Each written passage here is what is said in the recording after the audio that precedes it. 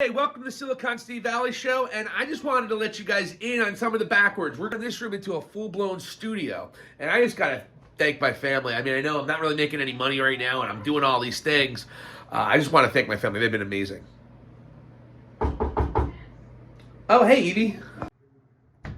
Hey, Dad, can you stop playtime for a second and fix the Wi-Fi? TikTok isn't working. Goodbye.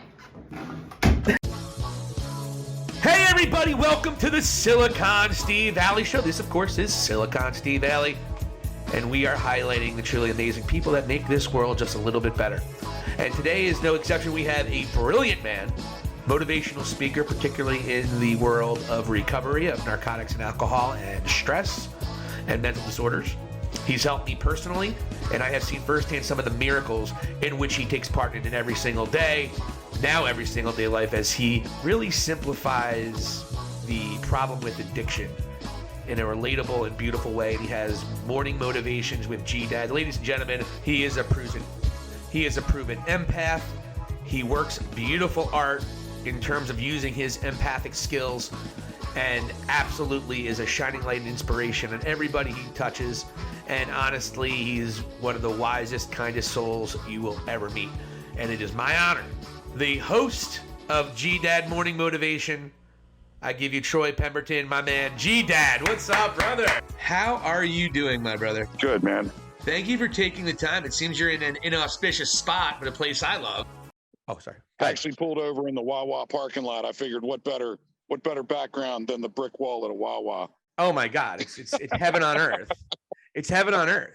Wawa is, if those of you, and we'll just, I don't know if I'll put this on the show or not, but Wawa, if you're in the Northeast, particularly Philadelphia, Southern New Jersey areas, Allentown, PA, but anywhere in Eastern PA, Wawa is heaven. Once you get inside, getting in the parking lot's a whole other deal. But Right, and it really is shocking how different Turkey Hill, Rutter's, Sheets, all with the same business model, but they just don't come close. They just don't come close to what Wawa does. I have friends that moved out west, and every single one of them says one of the biggest things they miss is Wawa. Like, they're out in Colorado or Oregon and all these amazing places, that most beautiful scenery you'll ever see. But it's like, shit, man, I'd love to get me some Wawa right now, and quick hoagie on the spot, quick sodium filled hoagie on the spot. You know what I mean? But all right, brother, it's great to see. I'm really excited. I'm honored. Thank you. A lot of respect on this. Well, it's great to see you. Yeah, I was thinking about it when I was looking at your stuff. I was thinking, we met years ago. Yeah, 6 years ago, 7 years ago. I think 2014 or 2015. Yeah, I think it was 14. Pretty sure.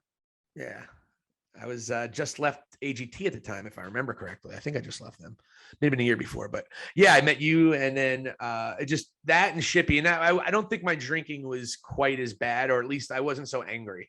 So the drinking was amplified when I lost my job in 2018, and it was a struggle, man. I've been through like a 2-year ayahuasca trip. Like, the amount of time I've actually just cried, and usually gratitude cries because it's healing, but it's like, oh, you know what I mean? And it's been like, again, like a 2-year ayahuasca trip. It started with the pandemic. I was like, well, what am I doing? And I've been blessed, man. I'm in the best place I've ever been in my life. It's great.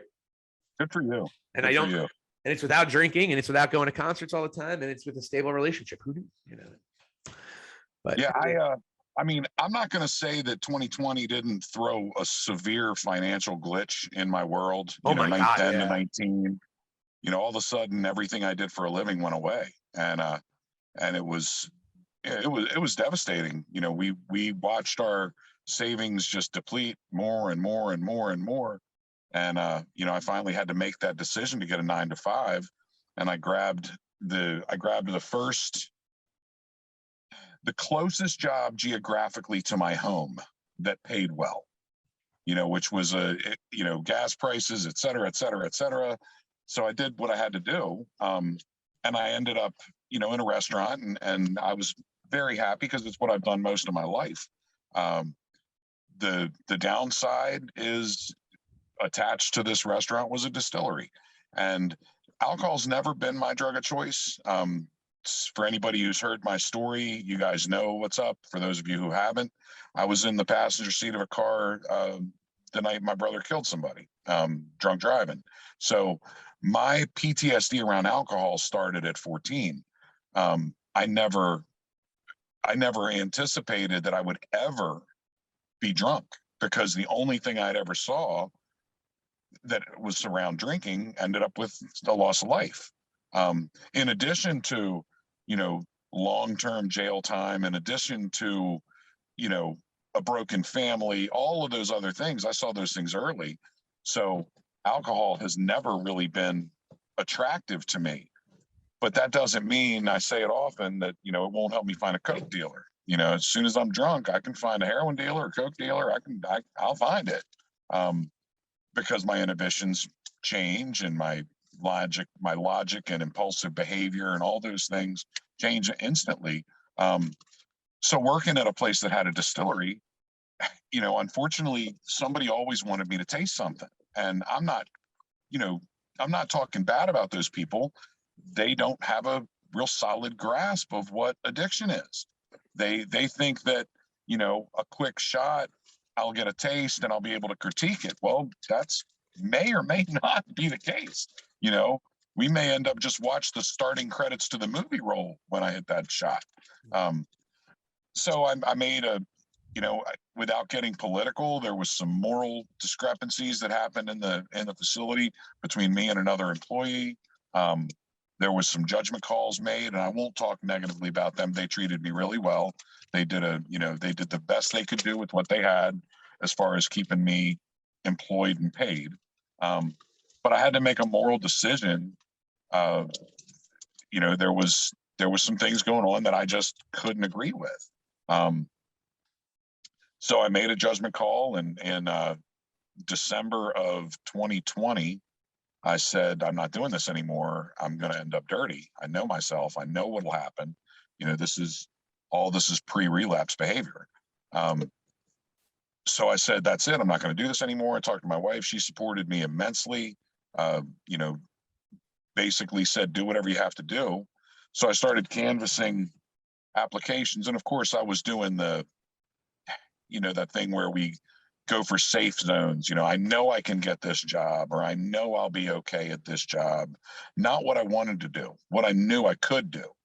And one day I opened up my Facebook, and there was a post that came across that said, White Deer Run, local drug and alcohol recovery center needs techs.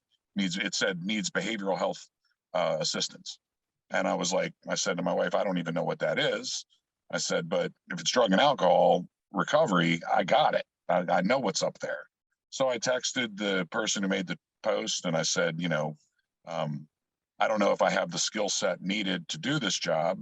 I don't know what requirements there are educationally or certifications, but I think I'd be really good at it. I went in, I interviewed. Halfway through the interview, me and the interviewer were both bawling. And I was like, I'm sitting here in a job interview crying my eyes out to the interviewer. And I'm thinking, well, I'm not getting this one. Clearly I look like a crazy person at this point.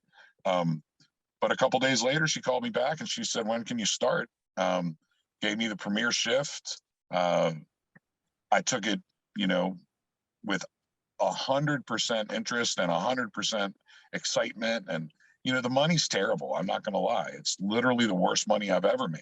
But my karmic backpack is full every day when I leave. I know I've changed people. I've done things for people that they couldn't do for themselves. And it's tough now because with gas prices increasing, I'm still spending far more to get to and from work than I should be. I'm not making the equivalent, but 7 out of 9 days, I leave feeling amazing. I leave work, happy, joyous, free, full of truth, full of positive behavior, non-impulsive actions, non-criminal behavior, non-addictive thinking. Those things happen, and they've made me a better person overall. I still struggle with all the life on life's terms things, just like everybody else does. We all have bills and taxes and, unfortunately, incredibly high, cost of living right now. But that's not why I chose to do it. Money, hopefully my karma will eventually land me in a financial well-being position. But I didn't realize how much interest I had in motivational speaking until I was given the opportunity to do it every day. And as soon as, my very first shift, they said we do Motivation Mondays. And she said, at 10 o'clock we do this. And I said, well, how does that go? And she said, well, we use a YouTube video. And she started leafing through the YouTube videos. And I said, without being pretentious, can I just do one? And she was like, okay, feel free. So I did. And I've, within a matter of weeks, I was recording them, and people that had completed the program had started to listen to them daily. I now have listeners in 6 different countries. I've got listeners in Australia. I've got listeners in Dominican Republic. There's 54 people that listen to me every single day. That doesn't sound like a big number, but that's a pretty big number, like that's more than the one person I would normally be talking to. Exactly.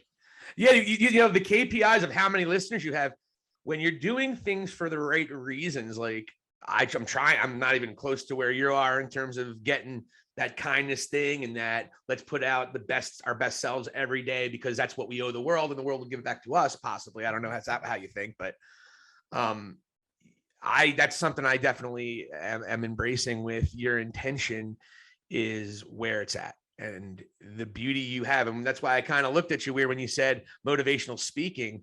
Wow. The karma and the love, not the karma, the love that you're putting into these people, changing every single day. If it's only 2 people, it's worth it. And that's the way you look at it. Great. Oh yeah. Honestly, my daughter literally watches TikTok videos, but no, a flurry of them, and they have 20 million views.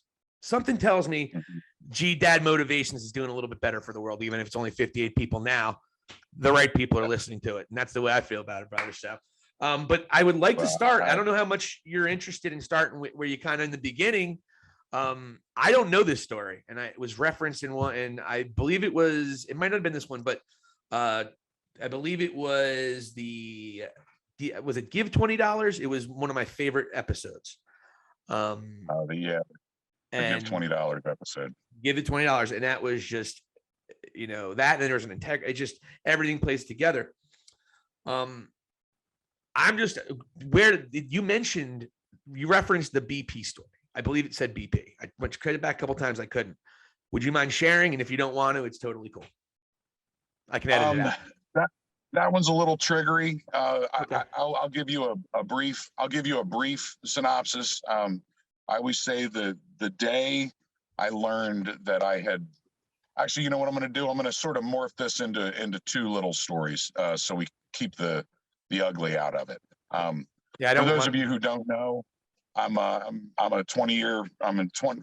December 5th, I celebrated 20 years of recovery. I haven't put a chemical in my body in that amount of time. It's been a long, hard road. But the story he's referencing, the day I knew that I was making poor decisions, I was literally using trash in the trash can in a BP bathroom to facilitate my use. I was using, the vinegar out of a mama's hot pickle bag instead of toilet water, which was my other option. And as horrible as those things are, when you're in active addiction, they don't even sound that bad. They feel like normal behavior. But the day I knew that my drug addiction had taken over my ability to maintain decisions, I was sitting in the middle lane. If I had made a left, I was going into what was an area called Afton Lane, and that was around the way, for those of you who understand what I mean. I could make a left and go around the way, or I could make a right and go to Taco Bell. I had $23 in my pocket, and I had to make a decision sitting at that light. Was I going to eat, or was I going to get high again? And I chose to get high again. I made the turn into the neighborhood. I bought my drugs. I went home. I used my drugs, and I didn't get anything to eat. And that was probably day 4 of not eating and not sleeping. but I had lost any ability to make any reasonable, conscious decisions that were beneficial to me. Everything that I was doing was incredibly selfish and what I considered slow suicide. I was making decisions each moment that could kill me, and I was welcoming it. I wasn't afraid of that. The day I attempted to take my life, that's the other half of this story. I had basically emptied a bank account, and I was sitting at home with my children, and my ex-wife called me and she said, "I want to know why my bank card just got declined at the gas pump." And I said, "You know exactly why." And I hung up and I walked out in the yard and I attempted to take my own life. And one of the next door neighbors was watching out the window and saw what occurred. The police came, my mother came. I immediately ended up in a rehab. Thank God. Thank God I wasn't able to complete what I had tried to do that day, because I've said this a million times, I never would have been able to do the magical things that I've done in my life if I had made that decision that day. Got myself. Yeah, no, it's right. It's real though, man. It's real. But in the time after that, you know, my marriage ended. I lost my home. I lost everything I had. You know, I don't like the term lost. I gave away everything I had. I either pawned, sold, or threw away everything that I had ever had. And I tried to start my life over again. And in doing so, I stumbled upon, I took myself from a restaurant job to a retail, I was Home Depot corporate manager. And, I started on the floor, accelerated, became very good at it. And as I've said to some of the clients recently, all of the things I'm telling you now lead me to where I am today. I could not understand group dynamics and managing a large room of people until I had done that job. I didn't understand performing or motivational speaking until I became a performance painter. I didn't know how to get my feet in the doors of places that I wanted to be until I actually had to do it to make money. And all of those things led me to a skill set that I didn't even know I had. But 6 years after getting clean, I started to make some real solid decisions on what I wanted out of life. Work became just a paycheck for me. I did end up meeting my wife at Home Depot when I was there. That's the greatest thing that came out of it. She's a wonderful person. She's been with me through some terrible, terrible times, all sober though. And she's a normal person, so she doesn't have a habit. God bless her. We need those in our lives, man. Yeah, there should be a couple normal people on every block. They got to keep them out there. Keep us honest. Well, not but honest. But then when my health started to fail as a result of me putting all of my attentions into Home Depot, I started putting all of every physical and mental process that I had, I was putting into work. And I found myself getting very sick. I actually had a panic attack that manifested as a heart attack. I was, the only manager in the building at 4 a.m. with 17 employees, and nobody knew what to do. And, I could have died that day, not at my own hand. But in doing so, I said, I can't do this anymore. This isn't what I want. So I came home, I talked to my wife. She said, do whatever you have to do. I gave my notice, collected my severance, went and bought a tent and a van and said, you know what we're doing next? And she said, we can't do that. That's crazy. And then she supported me through that too. We did 12 to 16 festivals a year. We would drive hundreds and hundreds of miles to go see bands nobody'd ever heard of, because that's what we wanted to do. And I was selling t-shirts and tie-dyes and, stickers and tapestries and stuff like that. And I started to do what I called spirit readings. I started to make tie-dyes for people. And then I would sit down, I would have them wear the shirts for a day and then bring me the shirt the next day. I'm pretty sure that's how you and I met.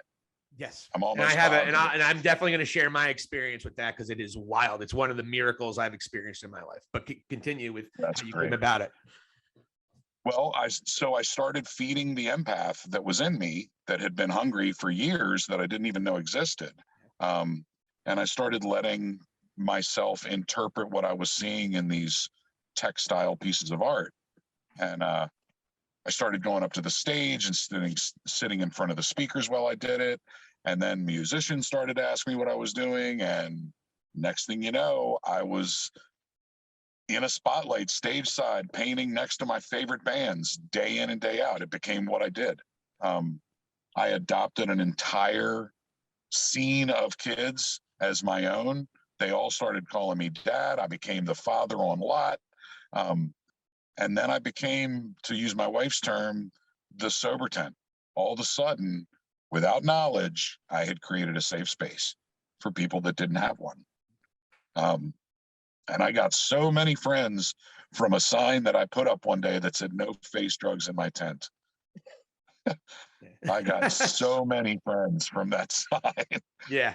But because we're looking for it, because we love the scene. Those of you who, it's a beautiful scene and there's so many beautiful things about it, but a lot of people, it's where they go to get off, let's be honest.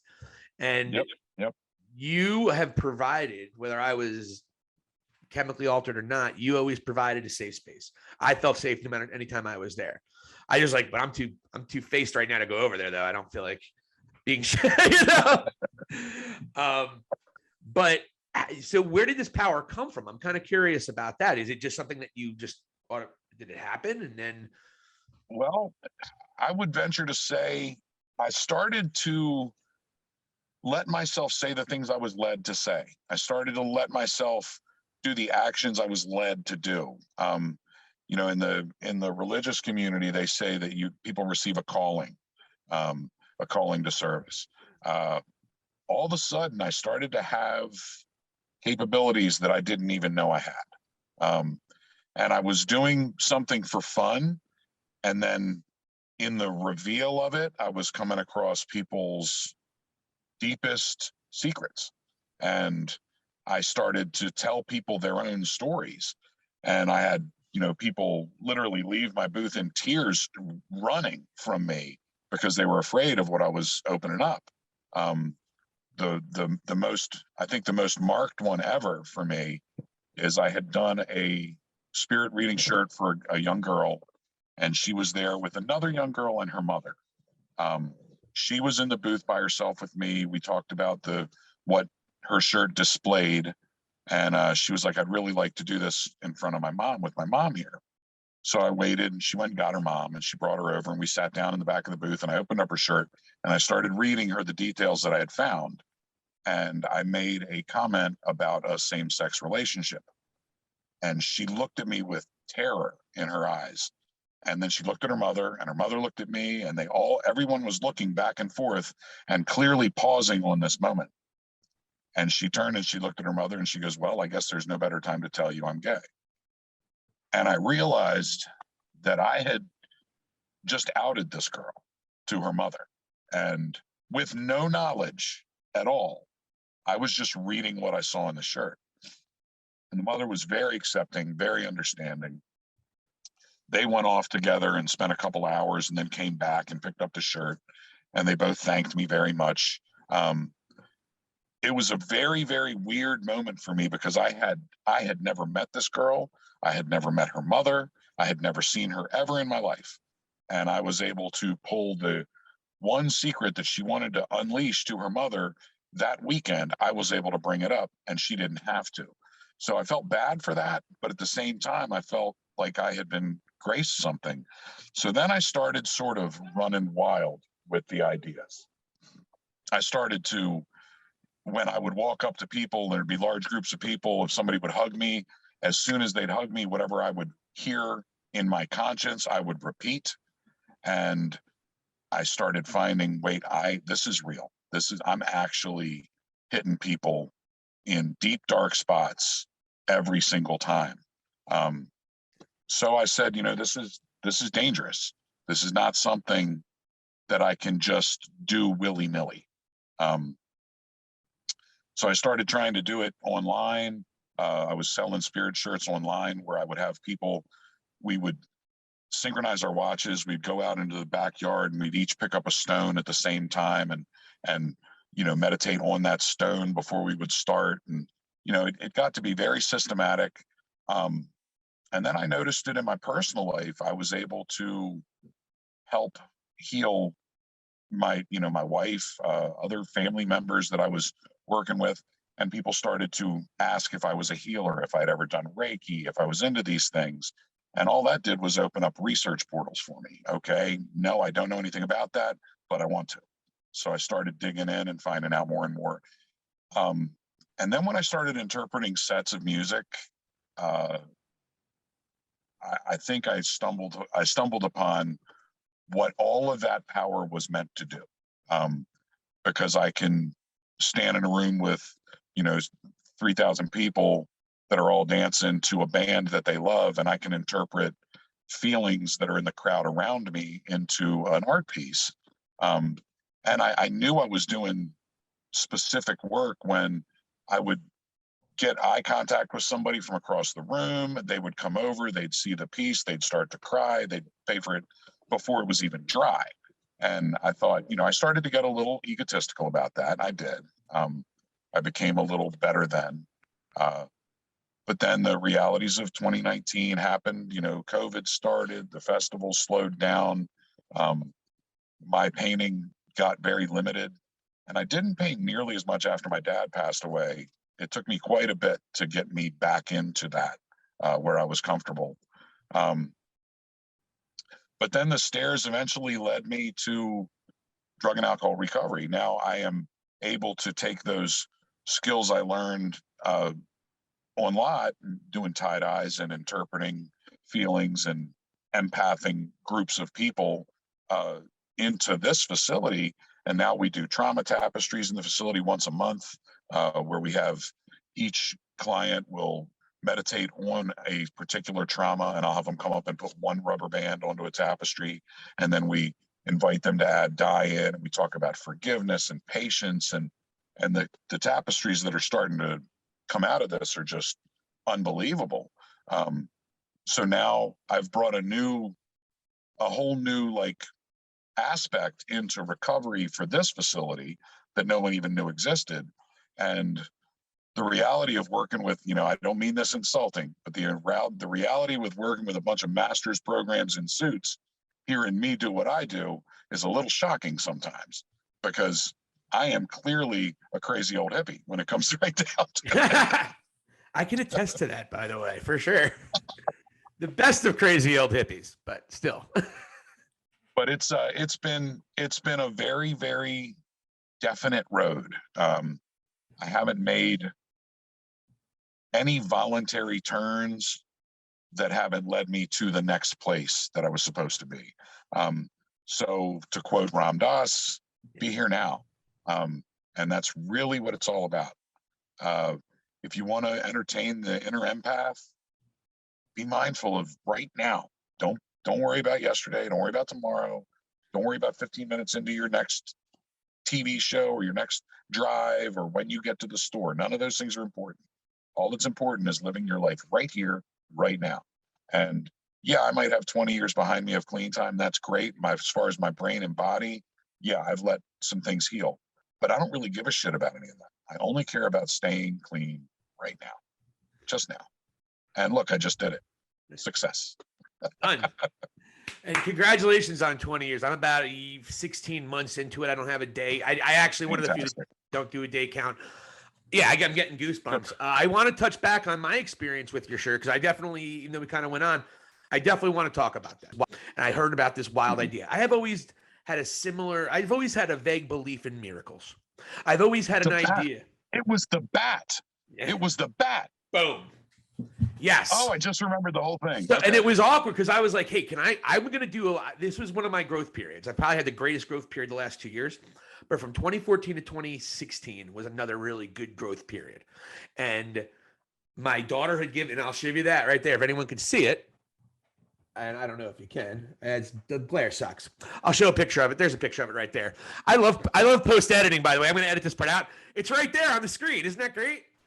Anyway, so my daughter had given me a bat, a Halloween bat, and what have you. And I also did some readings with our friend Shippy, and we talked about the bat and all that. And okay, I got to get a bat. My daughter gave me this tattoo, first tattoo I ever got, which was a little Halloween bat. And it was about death of the ego. And if anyone knows the Silicon one, I have a bit of an ego sometimes. Look at me, pay attention to me, that kind of guy. And so I was like, hey, do you mind if I wear it longer? I took that shirt, almost wore, I think it was 9 or 10 months. I wore that everywhere. I wore it to Red Rocks. I wore it to the Gorge.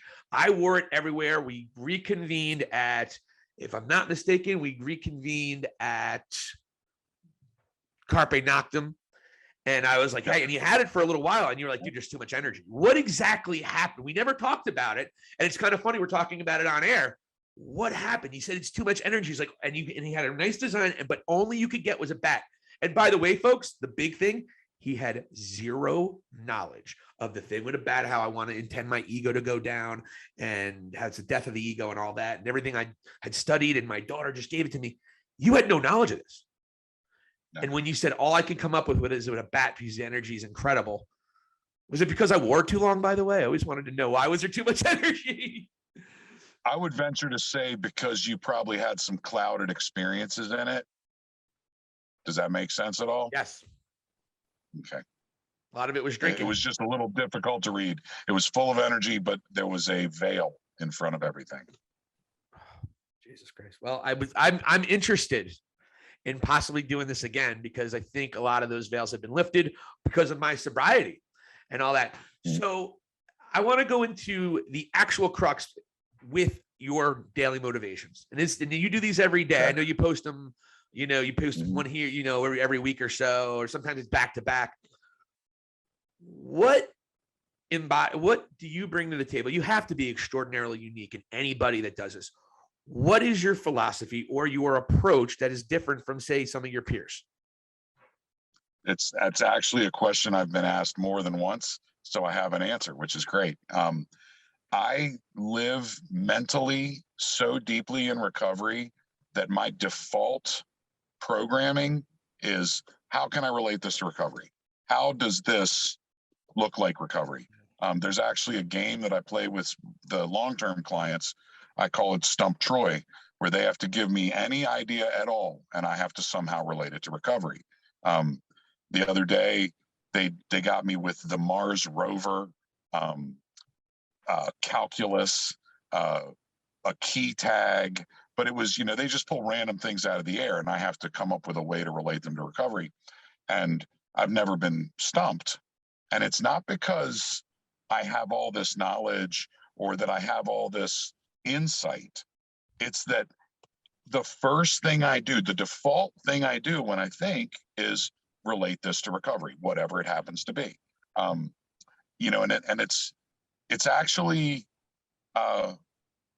easier than you could possibly think.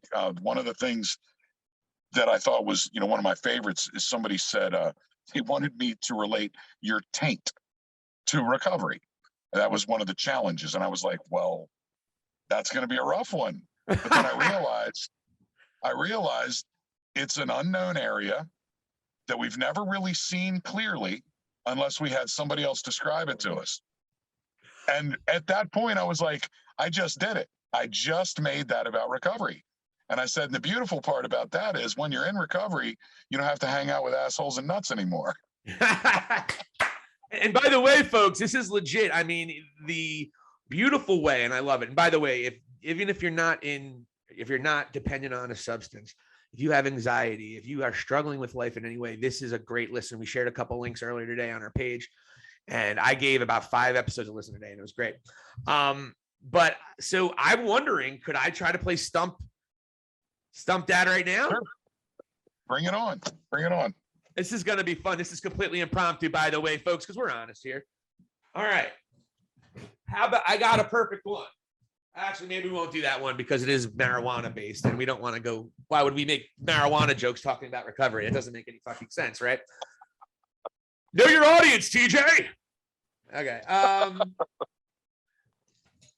I don't know. I don't want to stump you because I might have something so random that it's like, come on. But this beautiful. What do you got? This, I don't know if you can see it because the glare is terrible here. There we go. This is a beautiful candle. A candle by the great Lindy's Luminaries. And it's a candle with what this is. It is a candle disguised as a dessert. And it's like a Yankee candle disguised as a dessert. Here's where we're going to go. So the first thing that I saw as soon as I looked at it was the deception of reality. The fact that I know what I'm looking at looks like something I'm familiar with, but it's not. And the only way I'm going to actually figure out what that is to catch it on fire. The only way I'm going to be able to dig in and figure out why this is not a sundae and it's a candle is by literally destroying it. So in recovery, the very first step that we have to do is we have to identify the thing we don't understand. And that's the traumas that brought us to addiction. Anybody who's suffering with addiction at all, your problem is not drugs or alcohol. Your problem is not any of the things you're using.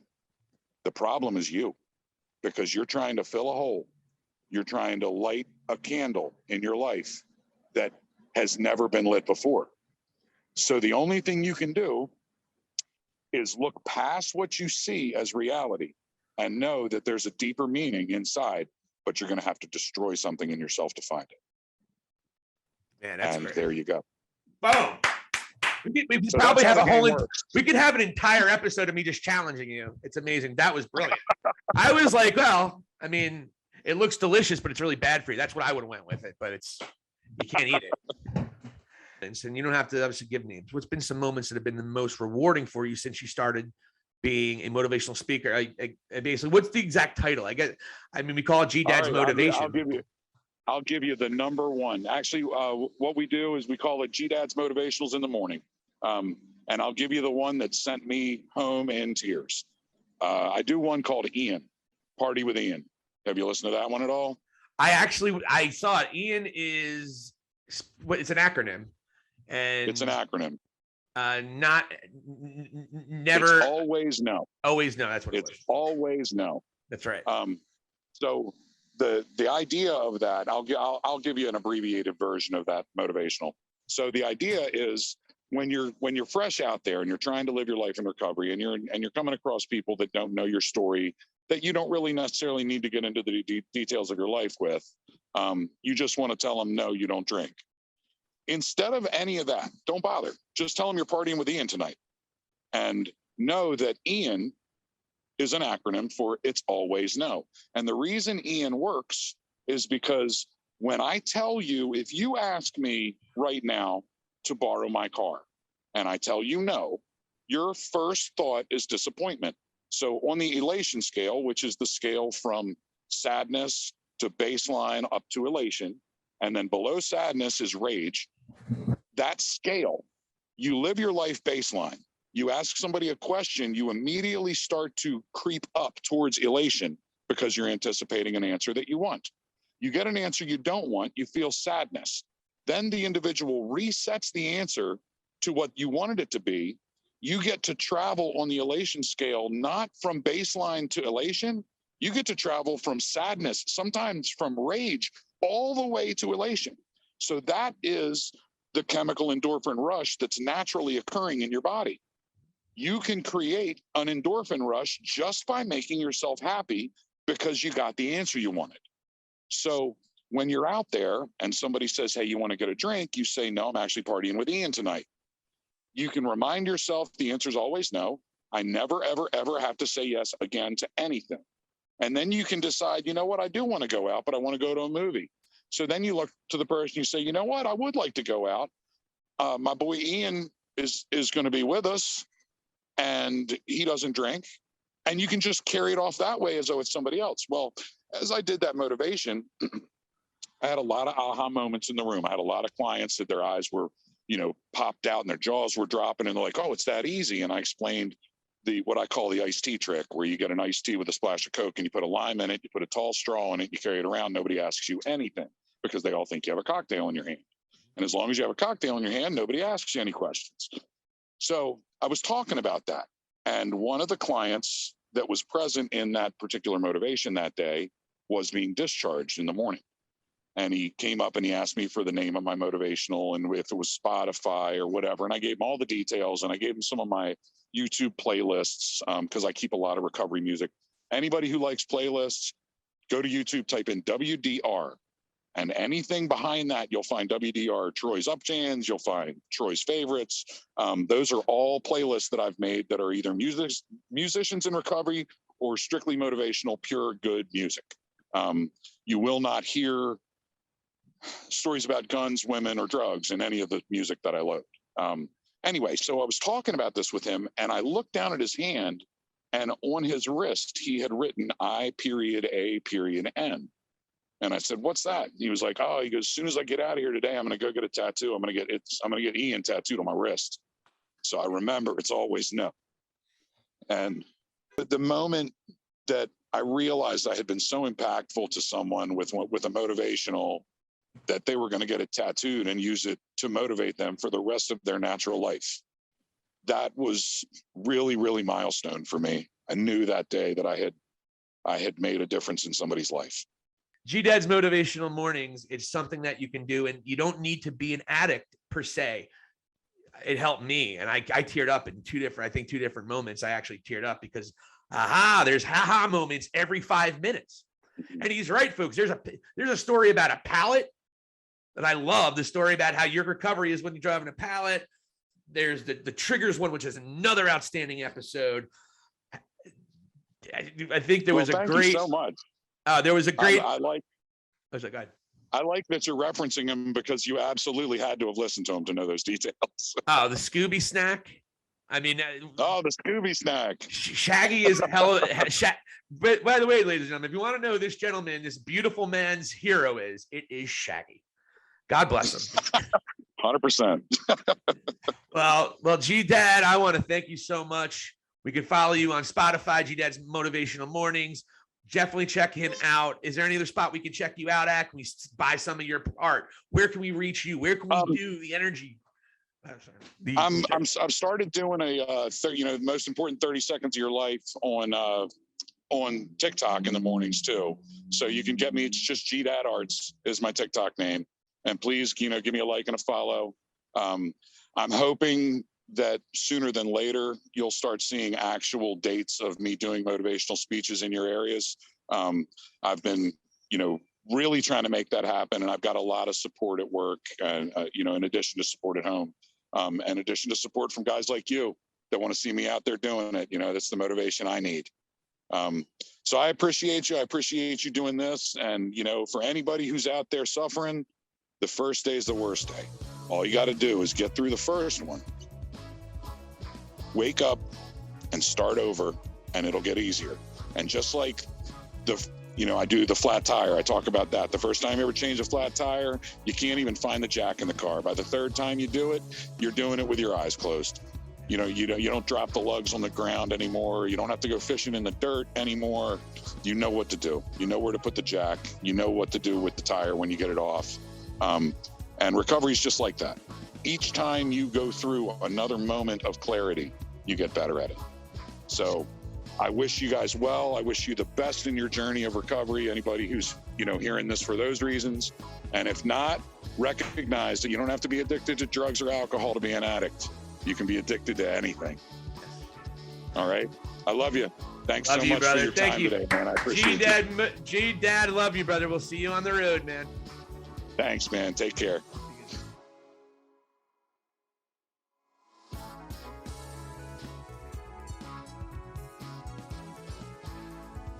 Thank you so much for watching the Silicon Steve Valli Show, folks.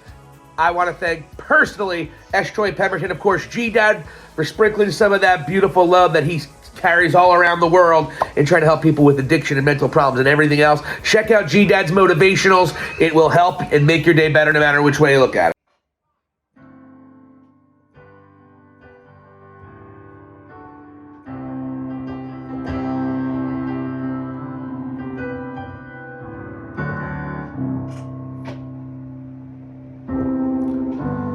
try to face forward, never look behind me, but there's always a mirror in my way. And they are in the background, and I try to avoid my image. I can't see myself for what I am today. All my memories are beautiful, just like paintings. Brings a smile to my face every time. It's amazing with all the boxes, smiles I can get into, and all the tears I cry. Seems like there's a room within my heart. Don't get much shine anymore,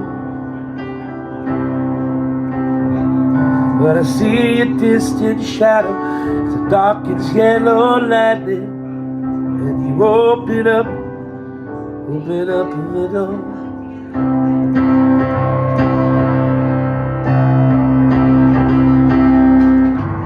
It's so real, now you hear me, now you go home. What is real and the dream is moving on. What is real, can you help me understand? It's surreal, it's so real.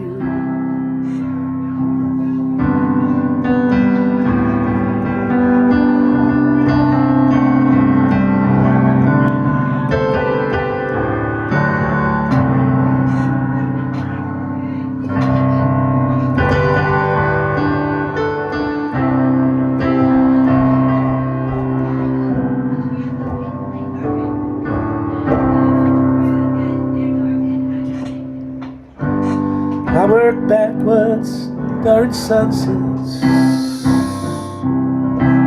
There are colors that I wish my voice could paint. I got a Milky Way of love to give, and a universe of souls to live, and I try to make a rainbow and it rains.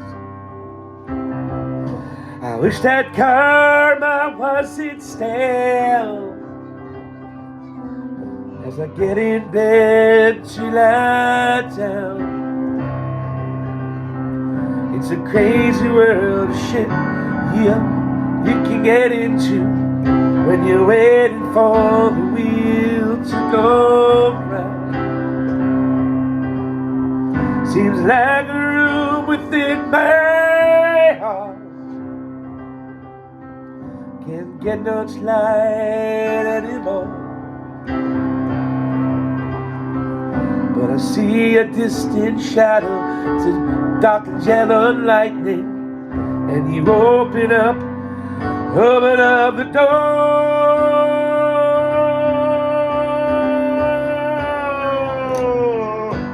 It's so real, now you hear me, now you go home. What is real and the dream is moving on now. What is real and you help me understand? It's surreal, it's so real. It's so real, now you hear me, now you go home. What is real and the dream is moving on. What is real, can you help me understand? It's surreal, it's so real.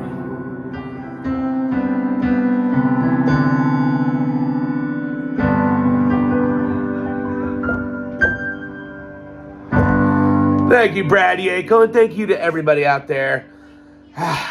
Long week. Much love. See you guys later.